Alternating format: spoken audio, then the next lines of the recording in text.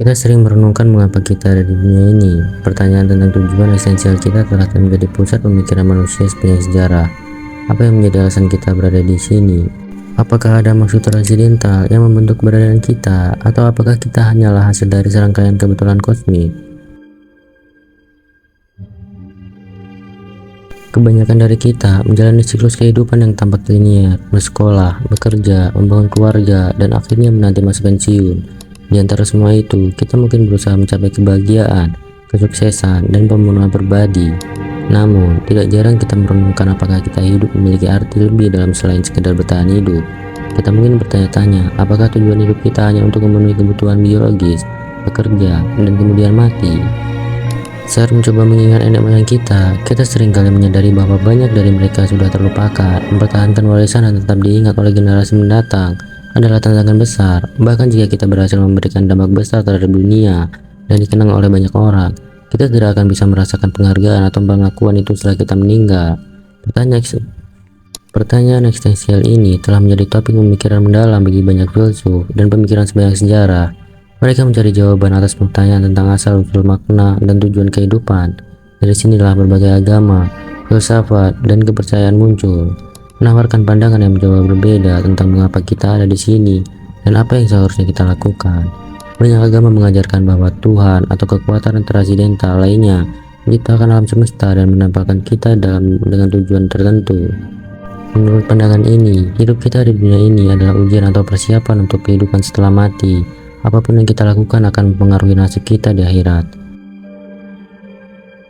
Namun, bagi sebagian orang, makna hidup tidak terkait dengan keyakinan agama atau tujuan transidental.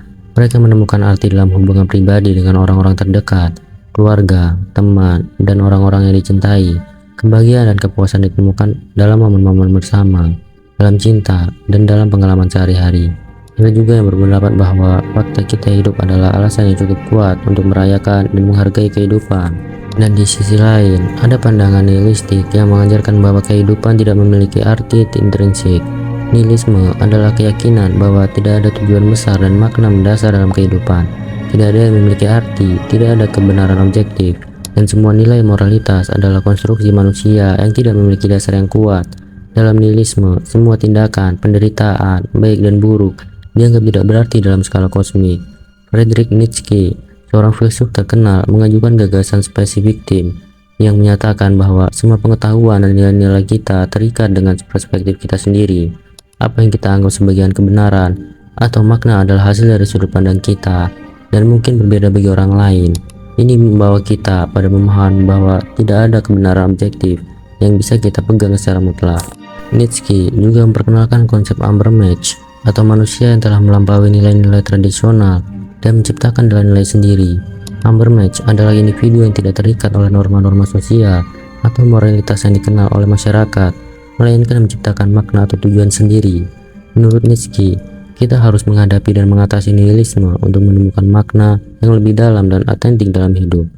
Albert Camus dengan konsep absurdisme menambahkan bahwa kesadaran akan kenihilan hidup bukanlah alasan untuk putus asa, melainkan untuk hidup sepenuhnya.